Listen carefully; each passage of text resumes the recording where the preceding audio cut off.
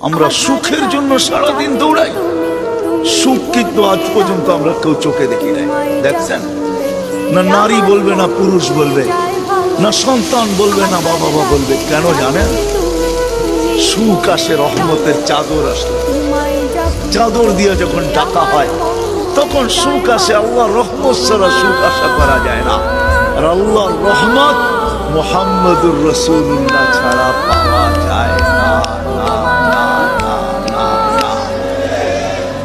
যদি বলেন প্রমাণ, আল্লাহ ইঙ্গিত দিছেন, আমার বন্ধুর উপরে একবার তুই দুরূদ পড়বি, দুরূদ ওই ব্যক্তি পড়তে পারে যে আল্লাহর রসুলকে ভালোবাসে, মহব্বত করে, আল্লাহর রসুলকে অনুকরণ করে ওই দুরূদ পড়তে পারে। আল্লাহ বলে একবার পড়বি, 10টা রহমতের চাদর দিয়ে তোকে আমি ডাকবো।